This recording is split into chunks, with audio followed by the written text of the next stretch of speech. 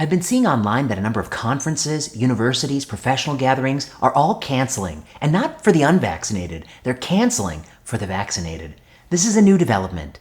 As Delta is hitting parts of this country, there is understandably some anxiety, a palpable anxiety. And so people who have planned in-person gatherings are thinking about what to do.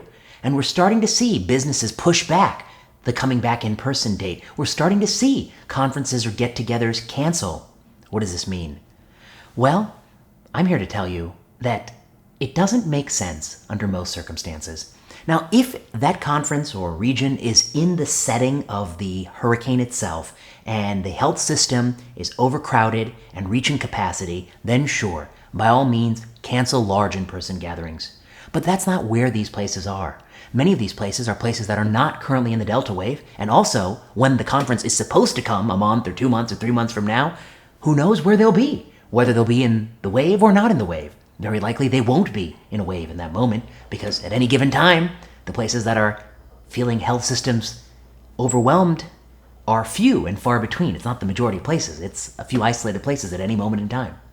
So I think we're forgetting that it's not going to get much safer than it is now. If you've been vaccinated twice, that's a good place to be. Your risk of death, your risk of severe infection is very, very low. Now, you might get a booster, and perhaps transiently it'll be a little bit lower, although we don't have any randomized data. It's the only way to adjudicate that claim. You need randomized data. We don't have that. But it might be a little bit lower for some transient period of time. That'll probably be true more for somebody who's older than for somebody who's younger. But I doubt it's going to be a lot different for a whole bunch of time. And the risk will probably never be 0.00%. I've been saying this since January. There's no such thing as 0.0% risk. There is always a chance that you're going to catch COVID. Even if you've been vaccinated and boosted, there's always a non-zero chance. That's okay. That's life. There's non-zero chances of all sorts of things we live with. And if you close these gatherings, if you postpone your university's opening date, if you close your business or keep people working remotely, you're paying a price. You don't see it. They can only take so much. Their mental health is not going to be able to take it. Their anxiety, their depression, their politics is not going to be able to take it. Living in this online world, working online, it will not go well if it continues indefinitely. It cannot continue indefinitely. We have to get back to society.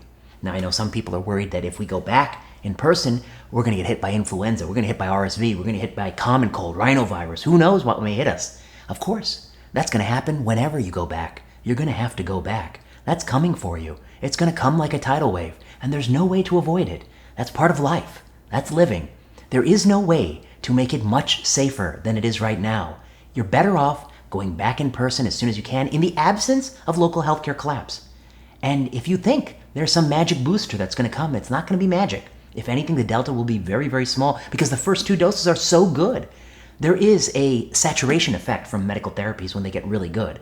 You're not going to get much better. You may transiently lower the risk of having a runny nose, but I doubt you're going to be able to substantively improve the reduction in severe disease and mortality because they're already improved so dramatically with vaccination, especially for older people. So I don't know what you're waiting for. You're letting your fear guide your decisions. You're not letting your brain. And I think you are in for a rude awakening because the consequences of continuing to delay conferences, continuing to delay the gatherings that make us people, human, social primates, if you continue to delay that, you're squeezing a balloon and you don't know where that balloon is going to pop.